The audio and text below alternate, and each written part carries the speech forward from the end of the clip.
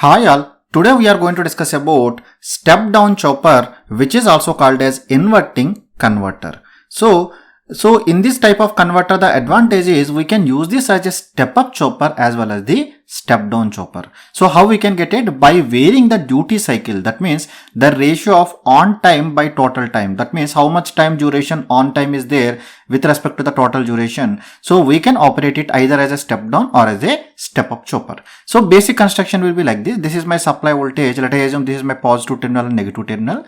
So this will be connected through the switch, thyristor switch. So this will be connected to a diode. The diode will be connected in anti-parallel or in the opposite direction to your load.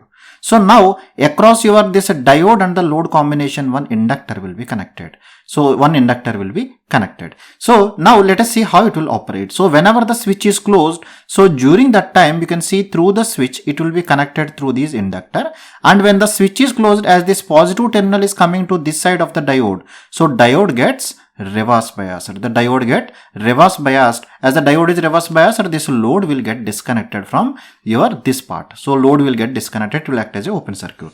So you can see here when the switch S is closed, so the connection will be like this. The switch S is closed. This diode acts as a reverse bias, so open circuit.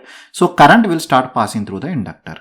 So this entire supply voltage is applied across the inductor as inductor opposes the change in the current. So initially the current passing through the inductor will be very less. It depends on initial value. So then gradually the current will goes on increasing. So the current will go on increasing. I am assuming that the current is increasing linearly because I am assuming the time constant of my inductor is very high. The resistance is negligibly small. As the time constant is very high, so this becomes linear. So that's why it is increasing linearly. To make the analysis, I am taking it as linear. So for on duration, this much time duration of T on, the current will goes on increasing from I1 to I2. So now because of this, the energy is stored in the inductor. The energy stored in the inductor can be written as average voltage across the inductor multiplied by average current through the inductor multiplied by the time duration. For how much duration it is applied, average voltage multiplied by current multiplied by the time duration. That gives the energy. So this I can write as average voltage that is applied when this is closed. Your supply voltage, entire voltage is dropping across your inductor. So that's why your voltage is nothing but the supply voltage multiplied by current is changing from I1 to I2. So average value will be I1 plus I2 divided by 2 and time duration is T on. So this on time is nothing but alpha times of T, because we know that the value of alpha is nothing but T on divided by T. This ratio is called as the duty ratio. Okay, based on this we have written like this. Let us take this as equation number 1. So at the time of T on, let I assume I am opening my switch. So whenever you open the switch, the property of the inductor, because some current is passing through the inductor, at this instant current passing through the inductor is I2. So now when this is open circuited suddenly, so in that case what will happen? So inductor cannot change its current instantaneously because energy stored in the inductor cannot become zero. So what it will do in order to pass the current in the same direction, now this inductor will act as a source. That means the polarity will reverse. This side plus will come, this side minus will come. It will supply through your load and through your diode. It will supply through your load, and because this diode will get forward biased. So let us see how it will be forward biased. So for T on less than T less than T, because this switch is open circuited, the voltage will be reversed here. In order to conduct in this direction, because this plus is connected here, this minus is connected here. That means diode this side is minus, because the diode this side is negative, because plus minus is there, this diode get forward biased. Or we know the diode will allow the current only in this direction. Now the current will start passing like this. It will start circulating. That means what is the meaning of this? During when the switch is turned off, this energy stored in the inductor is dissipated through your load. That means the energy is now delivered to the load by the inductor only. Now it is not connected to the supply. So total energy that is dissipated or supplied to the load can be written as average voltage across the load multiplied by average current through the load multiplied by the T on, because that much time it is passing through the load. Or we can tell, because both are connected in parallel only, we can write it as average voltage across inductor into average current through inductor into T off also. So this I can write as average voltage across inductor. You can see this is connected across the load. It is same as the load voltage V0 multiplied by total average current, because current is now decaying, because it is dissipating through this one, current will start decaying from I2 to I1. So that's why average value will be I1 plus I2 divided by 2 multiplied by T off. So let us go to the waveform first, then you will understand this. You can see the inductor is initially charged up to I2. Now it is gradually start discharging through your load. So your output voltage, because the slope is constant, because we know the output voltage is nothing but L into di by dt. Di by dt is rate of change of the current. Because slope is constant, di by dt is constant, L is constant. We can tell that output voltage is nearly constant. So constant output voltage is coming here. Now coming to only output current. So during the T on duration, diode is reverse bias, so current is 0. But only during the off duration, that means this is for a duration of T off. For this much duration, the current is passing through your load. That means your load current is changing from I2 to I1. So your load current is changing from I2 to I1. So that's why this is V0 into I1 plus I2 by 2 into T off duration. So we know that T off can be written as 1 minus alpha times of T. We have discussed in the last class, because T off is nothing but T minus T on. We can write like this. So this is nothing but a T minus alpha times of T, because T on is alpha times of T. This I can write as 1 minus alpha times of T. Okay, so from this it came.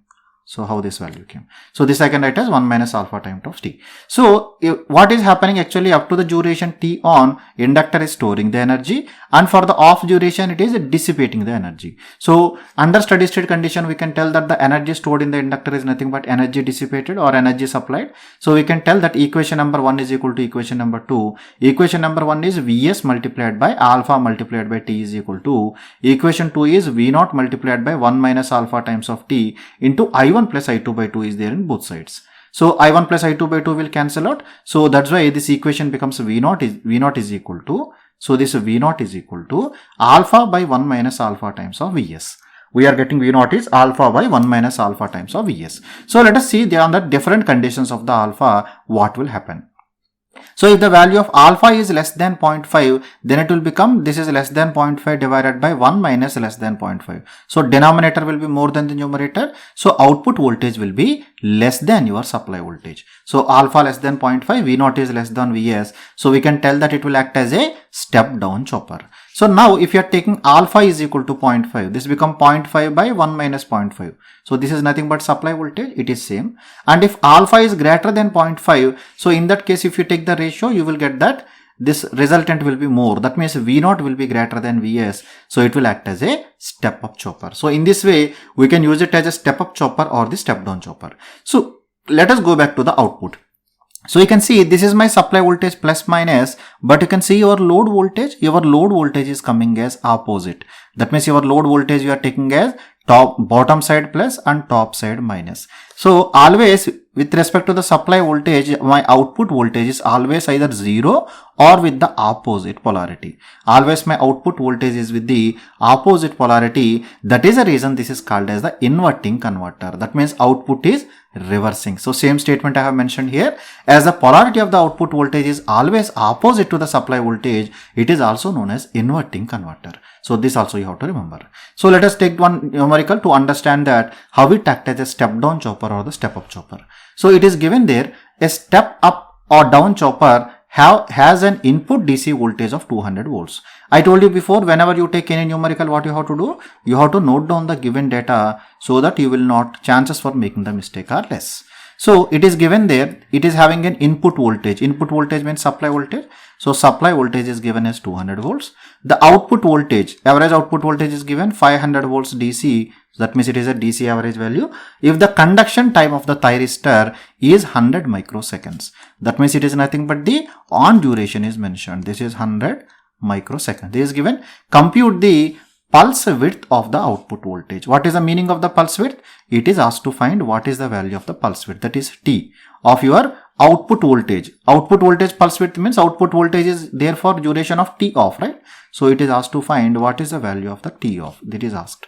So in case the pulse width of the load is increased to 2 times its previous width, that means in case the pulse width of the load voltage means it is mentioned that T of 2 is now becoming equal to 2 times of T off in the first case, and then what is mentioned there? For a constant frequency of operation. So frequency of operation is equal to constant, or what is the meaning of this? Time T is equal to constant. That means first we will solve up to here. So this is the part A. And in the part B, whatever the time period comes, we have to take the same time period.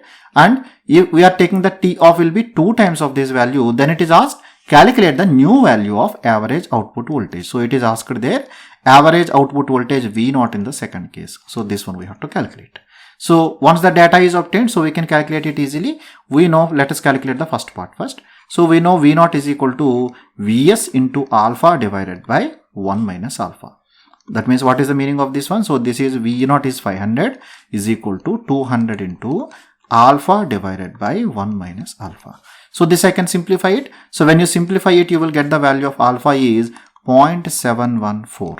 You will get the value of alpha is 0.714. So from this, I can calculate my value of time period, total time period I can calculate, as well as T off also I can calculate. So how can I calculate the total time period? Time period is nothing but, so T on divided by alpha, because T on is nothing but alpha times of T. Agree? So this I can write as the on period. On period is mentioned as 100 micro divided by 0.714.